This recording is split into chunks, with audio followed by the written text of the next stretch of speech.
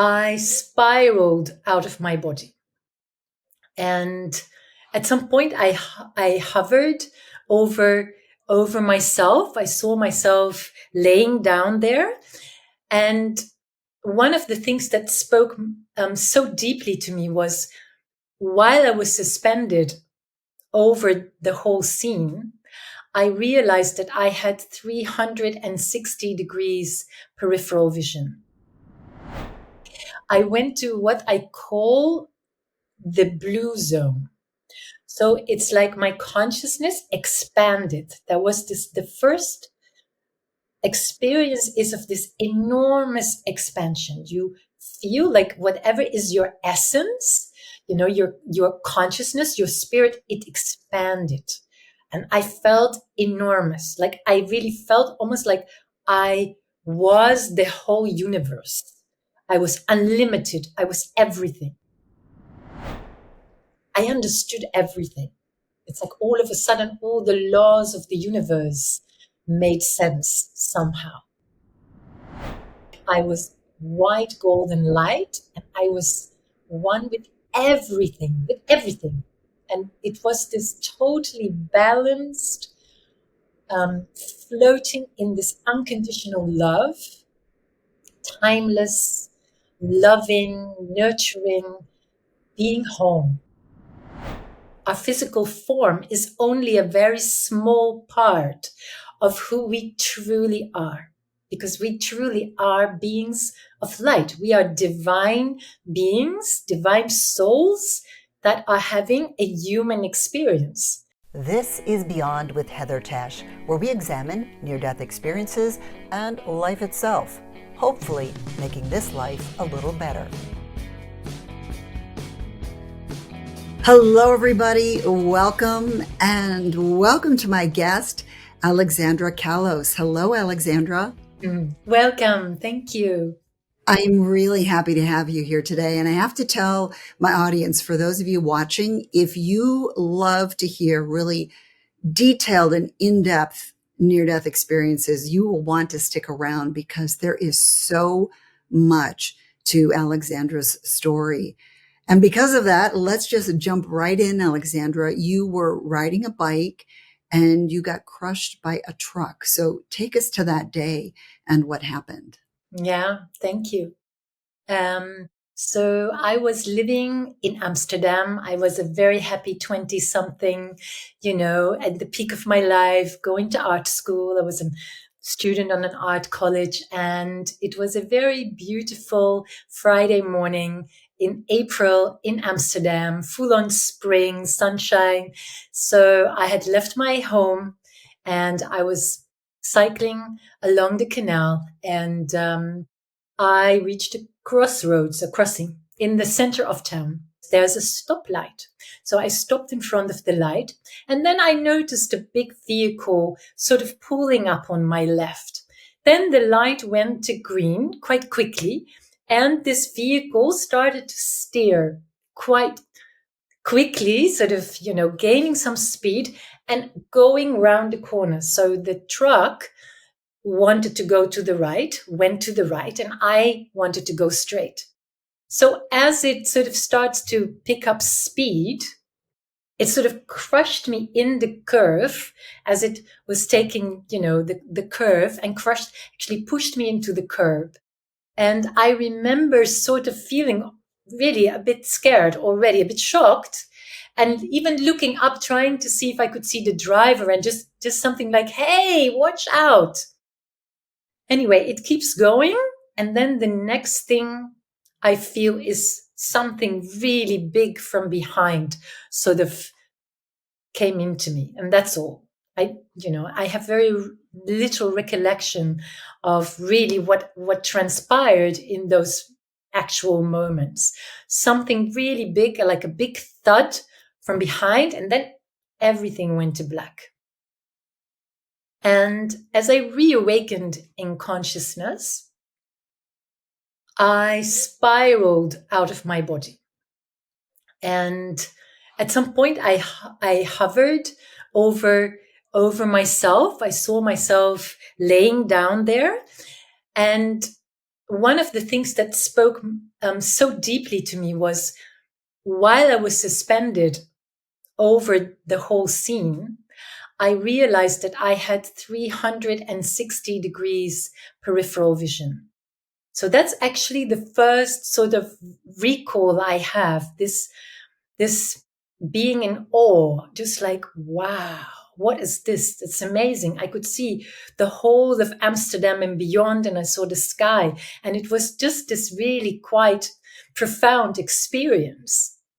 That also made me realize, like, this can never be while you're still in a body, while you're in 3D reality. So the awareness that, something extraordinary was unfolding was already gaining sort of, traction in my awareness. Yeah.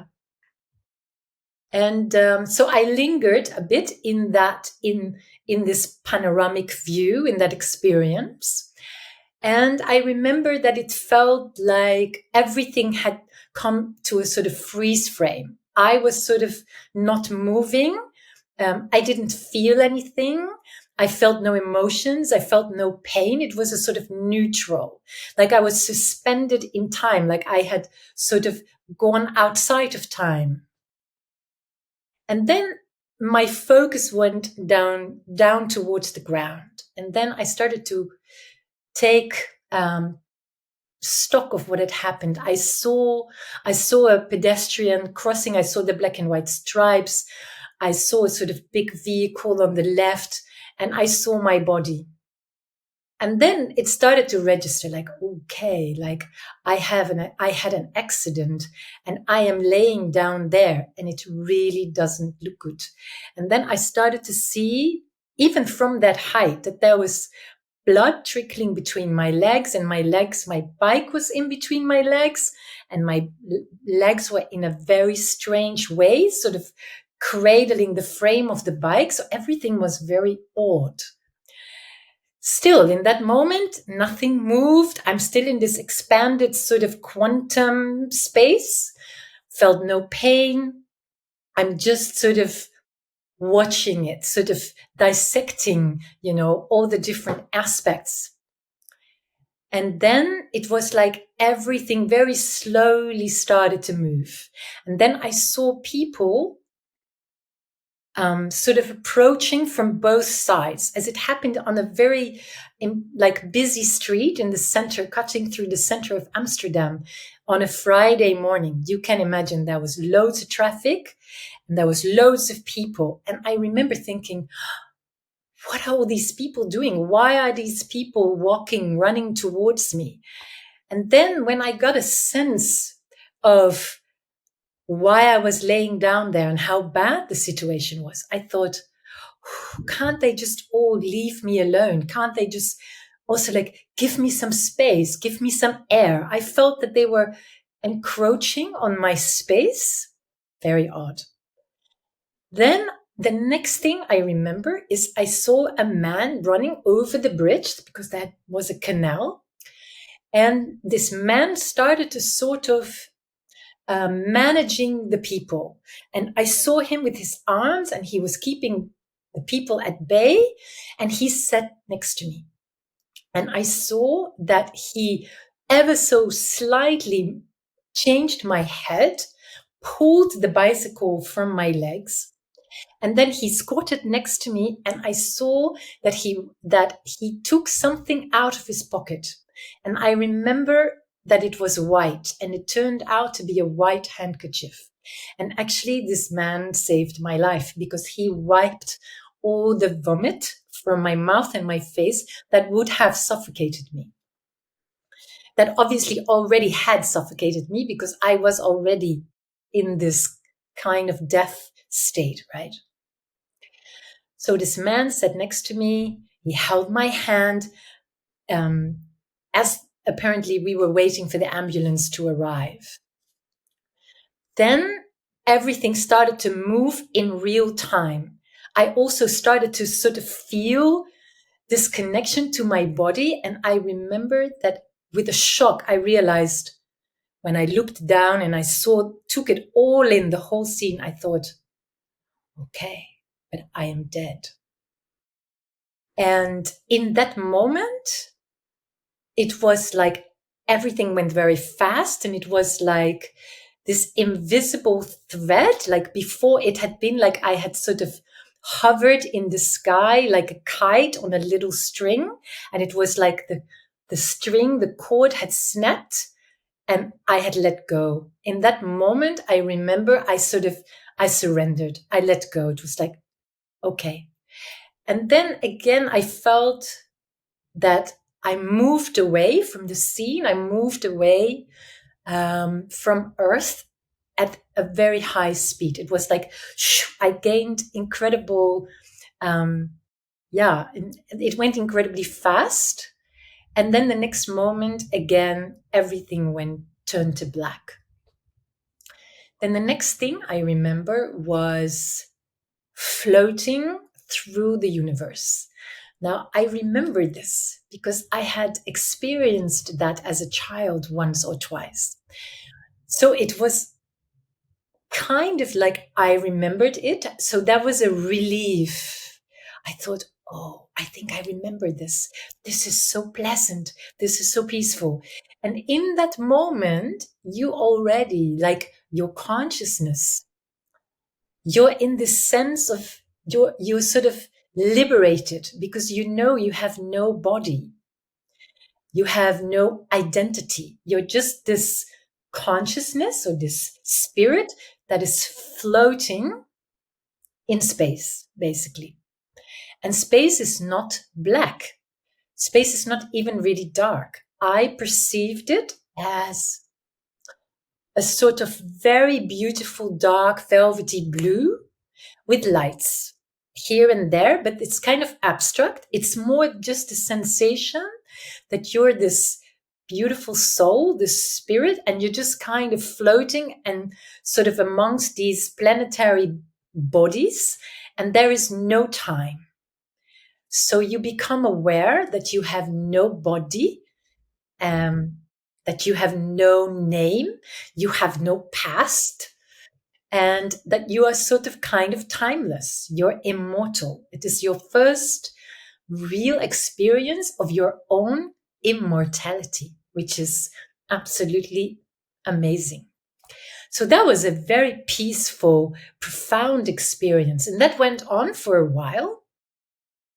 Then again, so the ways that I remember it, and I have shared this many times, is that there wasn't really any sort of going from one scene to the next in a sort of cinematic way. With me, the way that my consciousness recorded it is that everything goes to black. I enter this kind of void, and then there is a reawakening in a different place, a different dimension. So again, everything went to black. I went back to the void. And the next thing I become aware of is a flowing golden infinity sign. It's quite large, I think I would say, compared to my body, to the human size. It was quite large, and it was like electric because I could see the energies flowing, and it was like it had a sort of halo that came off it. So it was electric. It was very bright, and it was sort of magnetically pulling me towards it. So the next thing is that I become aware that I am sort of suspended over this flowing infinity sign. And I sort of hung out there for a while, not really understanding in that moment exactly what that was all about. But later, in all of my spiritual, in my own sort of spiritual understanding and evolution, and now with my own channeling abilities and my astral travels, I understand it that it was a sort of anchoring into a portal. It was very, very much connected to the sort of preparation for my rebirth. Yeah. So that's how I understand it now. So from the golden flowing infinity sign, again, my consciousness goes to black. And then the next thing was that I am become aware of scenes from my life.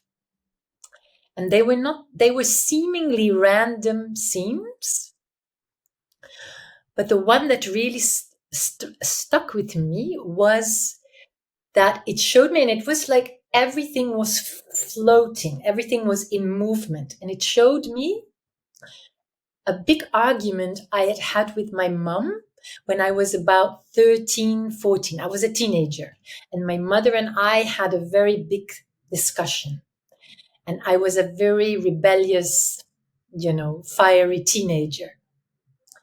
And the way that it was shown to me was that I was inside my mother's body. I was inside my mother's energy. And I was receiving and experiencing the impact of my words, of my actions, of my aggressive energies, how they were experienced by my mom. And that was a very profound experience, to have this direct experience of the impact of your energy, of your, it was really very, very profound. And then I was shown, and I remember I asked for my mother's forgiveness. And I remember it was like, it's already done. It's all done. Yeah, it was good. And, but it was very profound. And there were a few more like that, a little bit shorter. And I remembered things were shown to me from the age, let's say before 3 or even before 2, of which we in the physical body, in physicality, don't have any real recollection. Yeah, there is no witnessing. And so I was shown things from my childhood in Greece. And so that sort of stuck with me. That went on for a while. It's very difficult to put a time frame on something. Of course, all of these things take place outside linear time. We had left 3D, you're out of the body, and there is no time. So I have no idea how long that would have gone on. But to me, it felt long. And most importantly, it affected me. It was they were very profound experiences. Then again, there is back to the void. And the next thing I remember is, and it's so cute because I'm wearing blue, I realize, I went to what I call the blue zone. So it's like my consciousness expanded. There was the first experience is of this enormous expansion. You feel like whatever is your essence, your consciousness, your spirit, it expanded. And I felt enormous. Like I really felt almost like I was the whole universe. I was unlimited. I was everything. And I just was aware. I was just this being, this consciousness in this deep indigo blue dimension. And it was like a sort of a cosmic ocean in this indescribably deep blue, like a sort of electric blue. And it had no beginning, it had no end. But what it did have, it had a sonic boom. I heard a sort of, it had a pulse, like a sort of pulsation. There was a beat, and it had a very deep frequency, almost like a sort of cosmic heartbeat. Very deep, very like something that would go, reverberate throughout your entire being. And I recall it as being totally immersed, merged with that dimension, with all of those aspects. And sort of, almost like breathing with that sonic boom, with that cosmic heartbeat, and being this incredibly expanded consciousness. And that also felt incredibly peaceful and deep, like there was a sort of a deep knowing, like there was the wisdom of the cosmos was being downloaded into my individualized soul. Because I remember leaving from that, when I think back of it, it was like this, I understood everything. It's like all of a sudden, all the laws of the universe made sense somehow. So a deep knowing. So I was in the blue space. That went on for a certain amount of time. And then again, I went into the void, which is not a scary place. Sometimes people ask me like, "Ooh, isn't that isn't that sort of dark and scary?" And it actually isn't. Later, when I developed, or a more advanced meditation practice, for instance, in meditation and in certain plant medicines and certain traditions, you can visit that void. Many people have.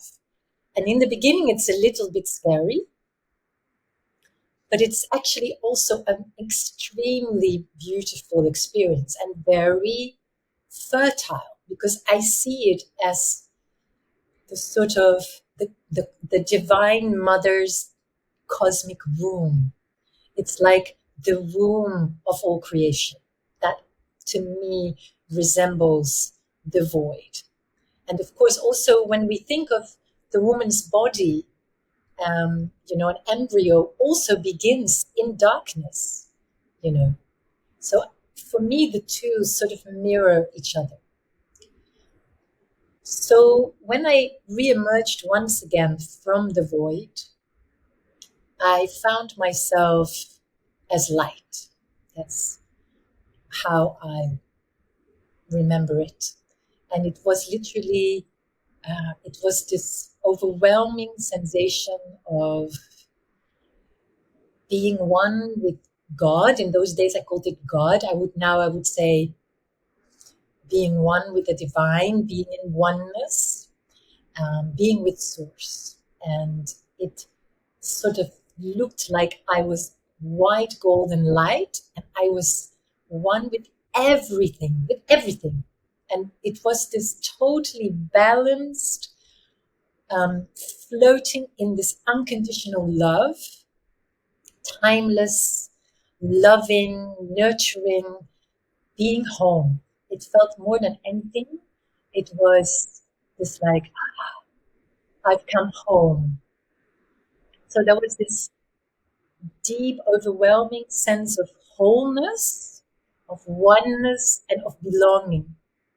And at the same time, knowing that you are everything in the cosmos, in existence, but also knowing that you are this individualized piece of consciousness.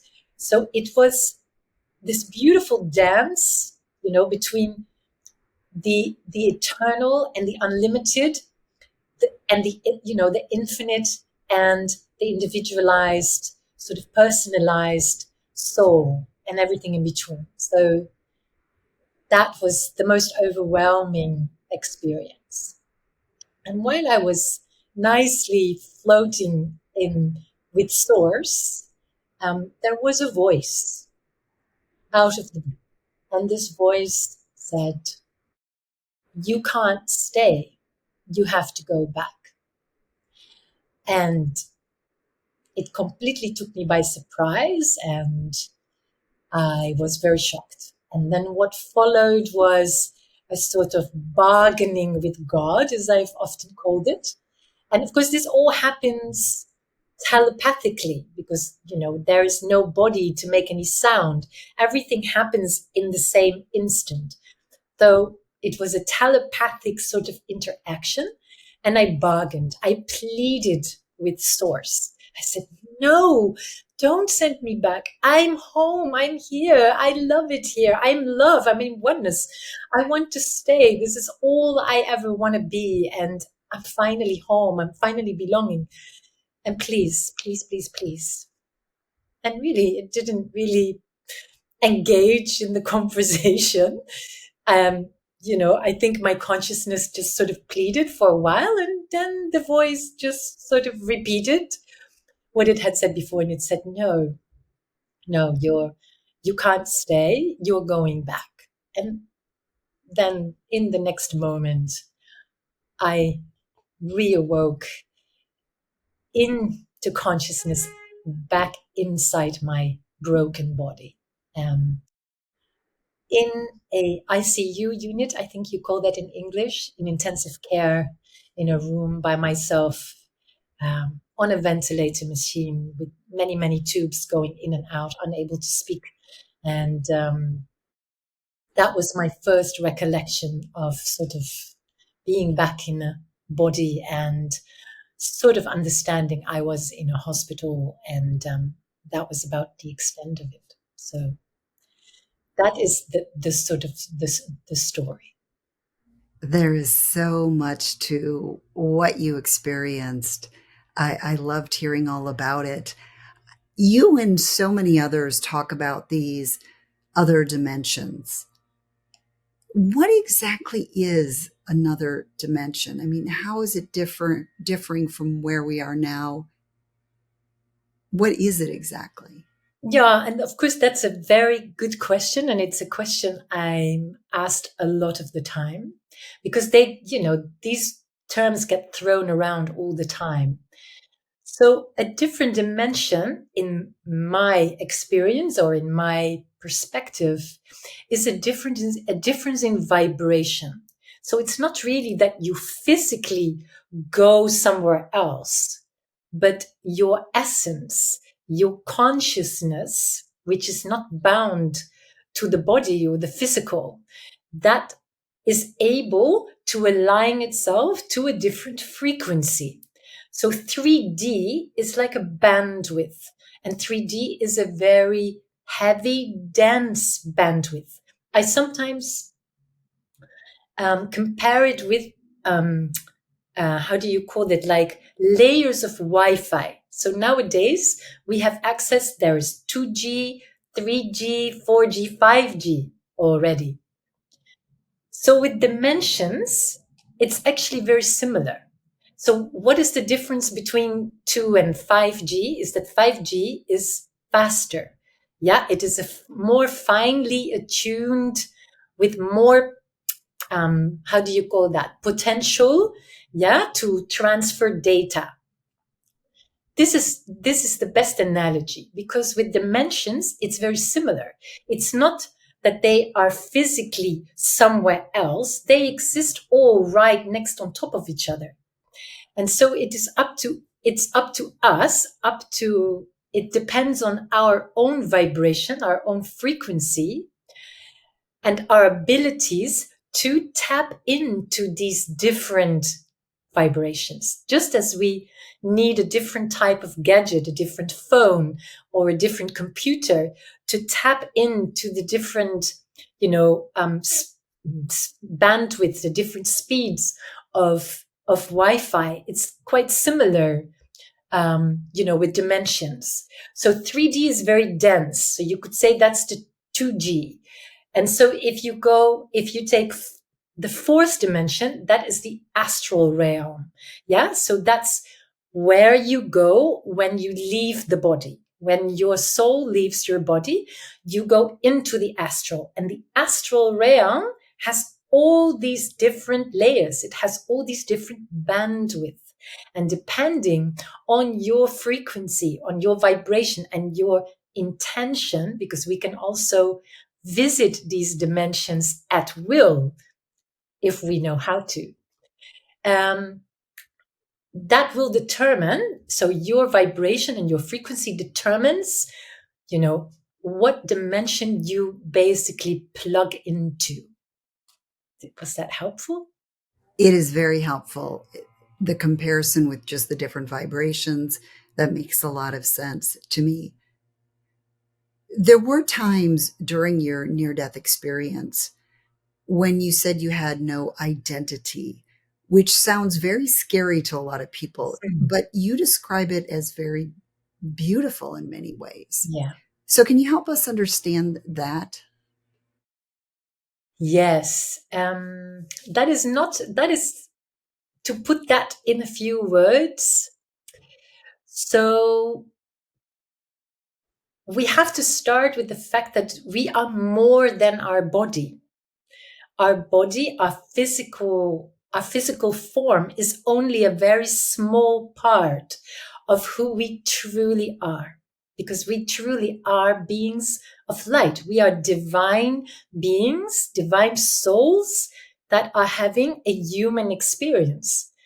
Because I also know from experience that we exist in many, many different dimensions. We are having so many countless other experiences as individualized consciousness.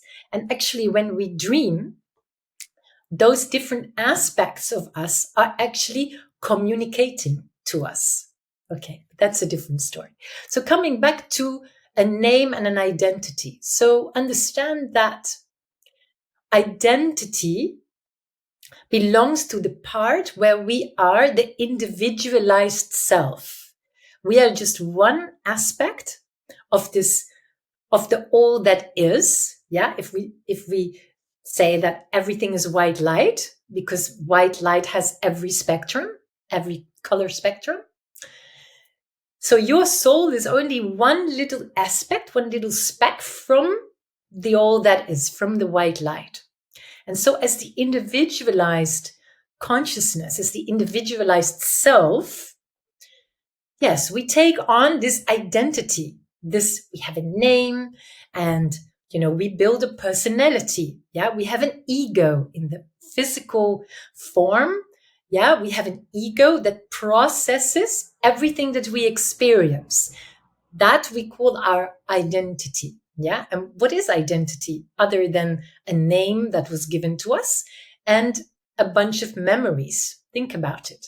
Yeah. Because people who lose their memory, yeah, like who have amnesia, yeah, they also struggle with this. But they can also say it's a sense of freedom, because I'm no longer bound by all these things that put me in a particular box now.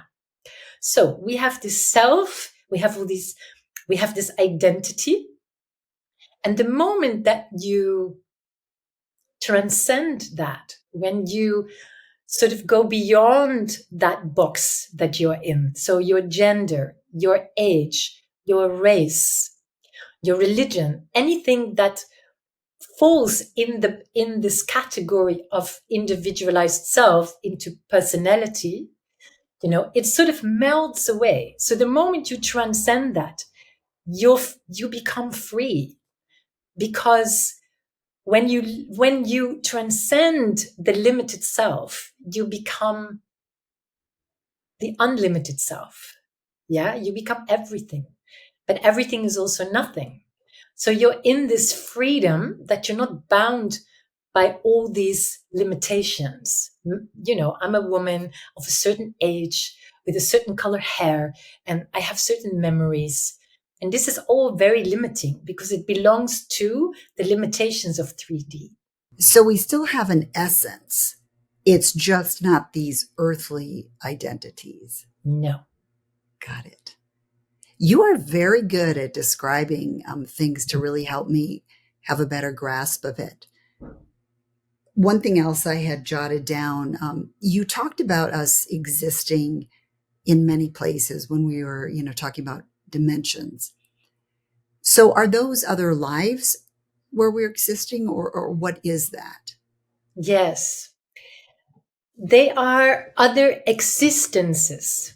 I prefer that word. So I'm also asked very often when I speak about my work with the quantum healing, hypnosis, and past life regression, and when I speak about my near-death experience, and actually I call it my death story, because I really was, I had gone through death. Yeah, it wasn't a near death, but yeah, that's the term. And so people often ask me, did you see other lifetimes? And in the instant of my accident, it wasn't so much. So when my soul left my body, and there was the first moment re-emerging from the void, the first when everything went to black, and then I sort of re-emerged into something. I remember I didn't really see the lives in particular. It wasn't like, oh, I've been a farmer. Oh, I was Cleopatra. People always say these things. No, they always want to have past lives as famous people. Just as an example, it wasn't so much that there was a recognition of individualized lives, but it was more an instant knowing that I had had many lives before the life that I just departed.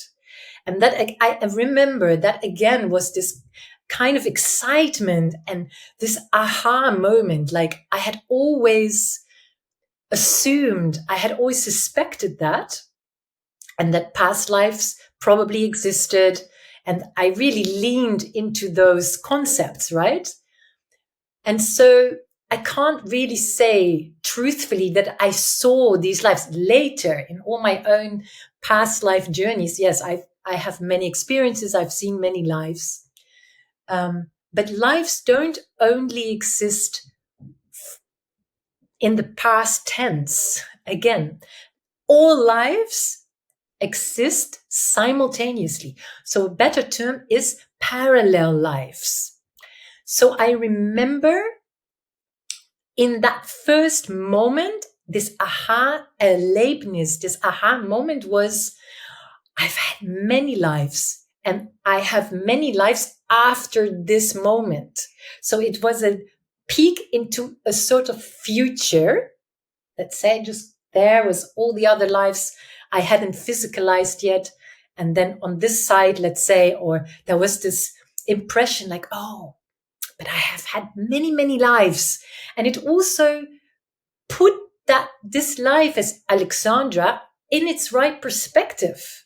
It was like, oh, it's not just the one life. It's not like, this precious little one life. And, if I don't get to kind of realize myself and live out all my dreams, I will never have another chance. No. Again, there was this incredible expansion when it's not so much that you see, you believe it, it's a knowing. It's like, I am living all of those lives. Yeah. Is that helpful? It is. And I want to back up to something you said earlier and make sure I'm understanding this correctly. So you talked about this white light and you said, we may be one color, like say I'm purple and then there's also blue and red. Would that be that white light our higher self? And then the various colors are simultaneous? Yes. Okay. Yes. Very good question. And it's actually how I sort of tend to see it and explain it is that, yes, so in the white light, we are everything. You could say more than your higher self, there is something above higher self, which is let's say your source self, your divine self, where all of you and all aspects, all those nuances of purple, so purple and green and purple and white and purple and blue and purple and red. Yeah. They are all contained within that white light. So we could call that, and they're just names, but it helps, for the cognizing. So let's say that's your divine self. Yes. And then all these other existences, because we exist in different forms. We exist as different humans. There is also always more than one soul aspect at the same time embodied on Earth, but we also exist in different forms. So we exist on different planets in different forms. We can also exist in animals, what we call animals. We also exist as what we would call colloquially extraterrestrials, because most of us now embodied alive on Earth are starseeds. And of course, I am very much a starseed, and I can tell you from your auric field and your vibration that you're very much a starseed as well, which means that your soul did not originate from Earth. There are roughly 3 types of souls. So there is the original, so the going out from source into your first, how do you call that? Like the first blossoming as an individualized soul aspect that did not happen on Earth. So there is now many of us that came from different planets, different galaxies, even. So all of that is true. And so that's all mixed in with the type of soul and the experiences that you will have. But haven't we all then lived on other planets? Yeah. Are there some that are just Earth, kind of, I don't want to say earthbound, but Yes. wouldn't we all be considered star seeds then? So that again, that's a very good point, because in the larger perspective, of course, we are all cosmic beings. We're cosmonauts. Yes, we are all star seeds. But if we take it really specifically to Earth, there are souls, and this goes for every planet. So you can say Pleiadians, yeah, they only originate from, they're birthed from the consciousness, the planetary consciousness of the Pleiades. And they usually only reincarnate there. Yeah, they don't reincarnate somewhere else, for instance. So there is the earthbound souls that are only birthed from Earth, its morphogenetic field. And then there are souls that come into earthly bodies, like you and me, and now millions of us, that really took their first incarnation on a different planet than Earth. That's why we make this distinction. But yes, I completely agree with you. This is very correct, that in the grander scheme of things, we are all cosmic beings. We are all, star seeds. But relative to Earth, it's a little bit of a different story. But I imagine we are all from the same divine source. Yes. Yes. So when you were referring to our source self, that is different than the ultimate source that you're referring to, correct? So I would say, so source self is the part of you that always is, that remains in source. But there are many source selves combined in that source. Would that be I correct? would say, so source self would translate probably into your monad, where all of your little aspects are. And then from there on, it's sort of, we refract. So your source self is a refraction from source itself. So there's always a part of you that stays with source. That is your divine connection. Yeah. That's why we recognize it. That's why we yearn to go back home. When many people, when humans say, oh, I just long, sometimes, I long to go home, and we look up in the stars and we know that somewhere is this divine source origin. Yeah. So there is always a part of you that stays in source. And then there is a refraction where all of your soul aspects, sort of are together, and they refract out into the different existences throughout the cosmos, the galaxy. Yeah. So that's kind of how it works. Slowly, it's starting to sink in and make sense. You talked about having these simultaneous experiences. Did you get a sense at all of any future ways that our Earth is headed? I mean, that sort of thing? Any knowledge about how things will be changing in terms of living here and what it's like? Not that I remember from the moment itself, but as so after my whole experience and the years that followed, and I started to, sort of unpack all these memories, all this recollection of what had happened to me. And when I sort of started to gain more perspective on all of those concepts, what was that blue zone? What is source? Yeah. Or what was this thing with God that I used to call God?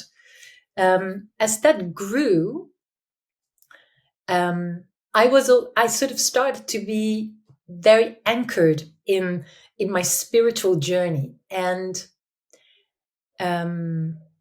about 12 years ago, all of my psychic abilities sort of came online. And in those experiences, again, where I can go out of my body at will, especially when I channel my divine self. I'm a channeler now. And I use those gifts not only for myself, but for many people to help them see, gain insights about their own lives, and about disease and about where they need to go. And so when I was capable of sort of focusing on that, yes, then I could see I was having insights, visions of where Earth was heading. But you must understand that there are many timelines. We think that everything is linear. We think in linear time. There is a beginning, a middle, and an ending. There is a passage of time. And of course, when you meditate or when you channel, when you have these OBEs, out of body experiences, you astral travel, you realize that linear time is very limited, and it's only a very small fraction of what your consciousness is actually experiencing and what your consciousness is actually capable of. So I started to realize that it's not a movie script. It's not that there is a story, from A to B. At any point in your life, there is note points, there is choice points, if that makes sense. And we can choose a different direction. We can course correct. Because what I also learned in my experience, by the way, is that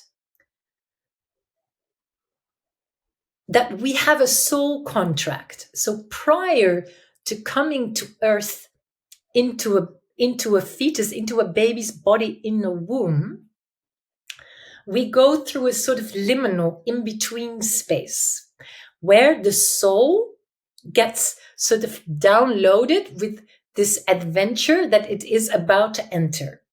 And that's where we learn that, where you become aware that you choose your parents, you choose where you want to be born, you choose your name, you choose your gender, and you also agree to a certain script. We can call it a movie script with you as the main character, but you're also the writer of your own script, the director, you're the main character. You're doing everything. Yeah. And so coming back to this timeline for Earth. So this, what I'm explaining about me as an individual, or you with the soul contract, which is the blueprint for each life. So there is a part of you that's predestined. That's the same with Earth, because it's just a larger consciousness. Yeah. But not everything is predestined. Not everything is fixed. In fact, many things are mutable. And so just as we, as humans, as souls, as we gain in our understanding of consciousness, and for instance, as we deepen our spiritual understandings, we can course correct. We can say, I see where this is going. I see this timeline. Do I actually still really resonate? Do I align with that? Let me sit with this, and then you can course correct. You say, I think I prefer something better. That's a choice point. They can be small, but they can also be large. And this is the same for Earth. And we are not separate from Earth. So humanity as a collective is part of the consciousness of Earth. So we co-create. So we are not helpless. So when we want a better Earth, as my beloved mentor Dolores Cannon used to say, that we are ascending to a new Earth, that there is a shift, there is an ascension happening. That only happens if there are enough aware, awakened souls that are going to shift, to shift in that direction. They're going to visualize, they're going to manifest and desire this new Earth, this better Earth. Okay? So these things work on an individual level. You can course correct, but Earth can do the same. So did I see a plan for Earth? Sort of vague. Now I have way more insight, and I'm aware that it's very necessary to stay on this higher timeline, that we are going, towards the light. I signed up to remain a sovereign, organic human, ensouled, connected to my divine. And, there will be people that will be choosing this other dominant timeline, which is of technology, transhumanism, and all that entails in a nutshell. So interesting. And of course, you are helping to guide a lot of people in the right direction to help us course correct. So I appreciate that. I did hear you say one time that our pets who have souls join us in more than one lifetime. That's kind of comforting to think about. Yes. And I think it's also really cute because I've learned that through the many past life regressions I've done with all my clients, that so the souls from animals, they are not restricted to be in a pet, to be a pet or to be in an animal body, because sometimes, because a soul is genderless. Again, we all come from the same soul. So a soul has no gender, but a particular type of soul can choose to have many animal experiences. But what sometimes happens also, so not only do they, let's say, accompany us, they return to us throughout different lifetimes. Sometimes I have, witnessed lives where these souls are in children. So in one lifetime, a couple will have 2 children, and then they meet again in this lifetime. And these 2 souls are in their 2 dogs. And this is for real. I have clients that have experienced this, and it's wonderful. But so they do, yes. Pets are very close to us. Also from horses, dogs, we hear it a lot about dogs, that people say, oh, I know this dog. I feel like I know it. I feel like I've known it all my life. And this is true because they've been with you, throughout many lifetimes, and they can come in different animal bodies, but dogs, cats, horses predominantly. Very comforting. Yeah. I know we're running out of time, but I still have more questions, so maybe we can keep them quick. But you mentioned this blue zone. What exactly was the blue zone? Well, again, as I learned later, and I used my own connection to spirit, to divine, to sort of go back there and explore it, to gain more guidance, to gain more insight into what that actually was. I learned that that particular blue dimension was the place, it was the dimension where my soul was being upgraded.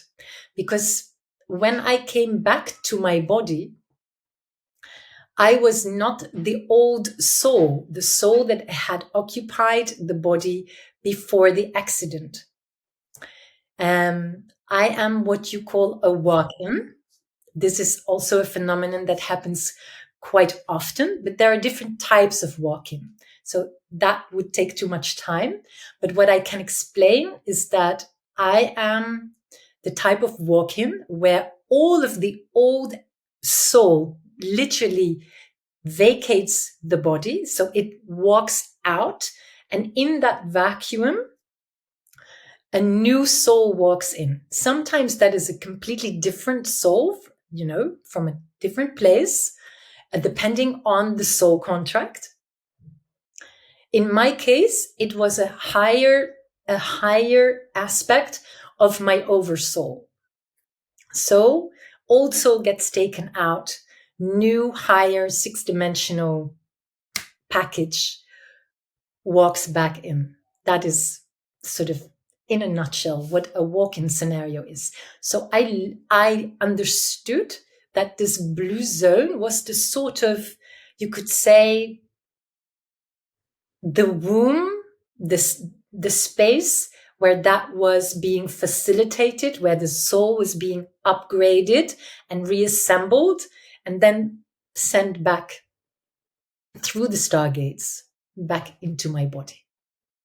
So if I'm understanding correctly, this is still, though, you in terms of your higher self or your source self that came down, but just a little bit, I guess just more upgraded than what you had before. Yes. You're never your full, it's not, so your full higher self, soul self, that could never fit in a body. Not in this way, not in this vibration. So it's always a refraction, but we can say that there is a larger portion, is probably the best way to describe it, if you will. So yes, so it really just meant that all of the old karma, the old soul, the previous soul that was the personality Alexandra animating this body, was taken out. That has a lot of karmic repercussions. Then I was in this blue zone, and I also believe that infinity sign had something to do with it. I think it was, I look at it now as a kind of download. It was a sort of an energetic quantum recalibration for that sort of alchemy to happen. So some energy gets taken out, there's a vacuum, then this whole new thing needs to come in that needs to be perfectly calibrated because it needs to fit. Also, it also meant that I had a slightly different soul contract because that soul part was going to fully step into this star seed ambassador. I'm going to help people awaken and to understand, that they are a divine being. I'm going to assist in this shift and this ascension that has taken place. So that's the best way I think I can explain it. But why would you need to do that? Meaning, why didn't that other higher soul just come into a different body? Why did it have to go into? It was very good question. Because the channel was very clear, and it said that it was so urgent because this ascension thing was like about to, burst, like happen. And it said there was no time to wait for that soul part to go through the whole thing of baby growing to an adult. So that's why there was an urgency. Yes. Yeah, it's true. It's what they said. Some of this is going to take some time to just soak in and help me to really grasp it all. But, you really do a great job of explaining all of this to many of us where these are new concepts. So I really appreciate that. I know people are going to want to connect with you. So, what is the best way that someone can connect with you and maybe have some sort of a session with you? Thank you. Yes, I'm. I have several ways. There are several ways of doing that. I'm very active on Instagram. I have a website, or through my Facebook, or through my YouTube channel also. So we can maybe link them. Absolutely. Yeah. So any of those is fine.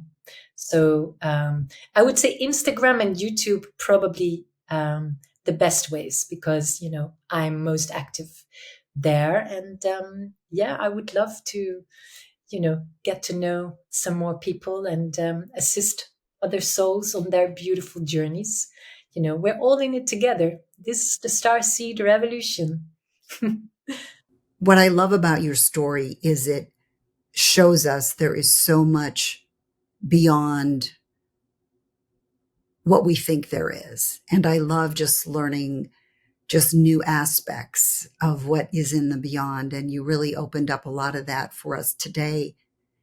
If there's one thing that you really hope viewers will take away from this discussion that we've had, what would that be? That's beautiful. I love that when they ask that. So, what I would love for people to take away is, oh, look, a cat. This is Bubbie. You before, yeah. um, so the first thing I would love to share is that you are a divine being. You are not a human being foremost. You're a divine being. Yeah, that's amazing.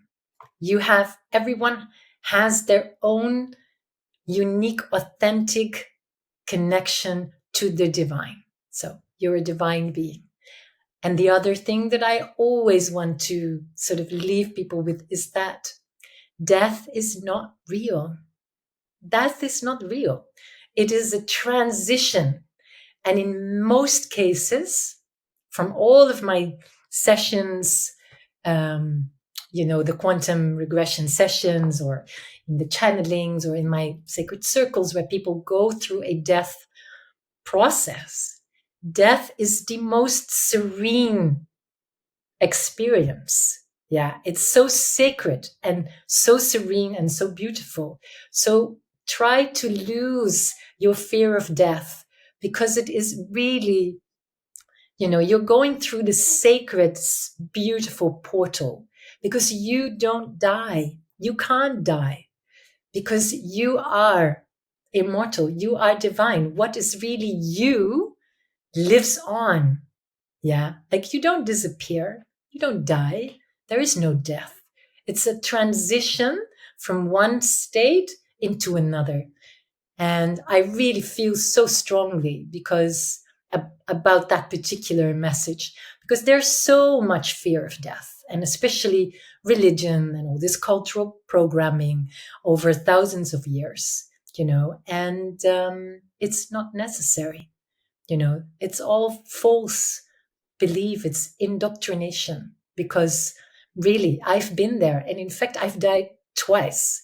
I died on the street, and I died 3 days later in the hospital as a result of all my organs shutting down in intensive care. So I've been actually through death twice. That is the truth of it. And so I can really sit here and say with all of my being, from my heart to yours, to anyone who listens to this, that death is not real. You transform. That which is you lives on, and it's beautiful. So, align with your divine self, and come to the new earth with all of us. I know this is very reassuring for a lot of people. So thank you so much. You have given us so many things to just ponder and think about. I know this is one of those interviews where I'm going to want to listen to it a few times just to get all of this to really sink in. And I so appreciate you being here today. You just have a beautiful story and a beautiful message. Thank you. It was lovely. It's part of why I came back, This is what I came here to do. And so I'm very grateful for your invitation. And until we speak again. Sounds wonderful. Thank you so much. Thank you. I really enjoyed that. I loved the depth and the detail that Alexandra had in her near-death experience, and then being able to share that with us. And I really felt she did such a great job of bringing it down to our level, because some of these concepts are, a little out there for some of us. And I think her explaining it really helped me to better grasp and understand some of the language that she is using. But boy, there was just so much detail to her near-death experience. I would love to know what stood out among all those things that she discussed. What really made you go, wow, that is really, really fascinating. I mean, just from her starting out, looking over her body, then to this blue zone that she experienced, being cradled, by source or God. That was really interesting to me. There was just so much to it. I really loved it. And then just explaining these simultaneous existences that are going on. So let me know, what among those stood out to you? Was it something else? There was so much that she covered. Put your thoughts in the comments. I'd love to hear that. And I'd love if you would give it a like too, if you enjoyed it as well. And if you know a friend who may enjoy this conversation, please share it with them. And as far as the comments go, if you don't really want to write much, but you could just say as a favor to me, I made it to the end, I'd appreciate that a lot. It really does help the channel. And thank you for all the support that so many of you give me. A couple of other ways you can support my channel. You can buy a membership and you'll get just a little more insider insight if you do that, with some photos, that kind of thing. And then also, I do have a shop now if you'd like to buy some merchandise, and you can kind of be a nice billboard for me to help spread the message about my channel. So all of those are great ways to support me. You also may be so intrigued with Alexandra, I am, that you might want to book a session. And you can find all the information there in the description about how you can connect with her and all of the links that she has there as well. So that'll be pretty interesting if some of you have that. And if you do, you'll have to let me know down the line in some of your comments. Thank you, everybody, for being here today. I've got some great guests that are lined up, that are coming up. So please keep coming back. Come to my channel. Come looking for me. Beyond with Heather Tesch. I do have a new episode out each week. And you can also go in the description and you can find a link there to all my past episodes. Or once again, you can just go to Beyond with Heather Tesch and you can click on videos, and then I'll have all the videos I've ever done. Thank you, everybody, for supporting me, for being here week after week. I'm really, really grateful for all of you. And I'm grateful to Alexandra. I really enjoyed this conversation. You have a great day. I hope to see you in the next episode. Thanks for joining me on Beyond with Heather Tesch. Please add comments and questions you'd like future guests to answer. Also, if you liked what you heard, please hit the thumbs up button and subscribe. That'll help keep this podcast going. You can also go to Beyond with Heather Tesch to look for more episodes.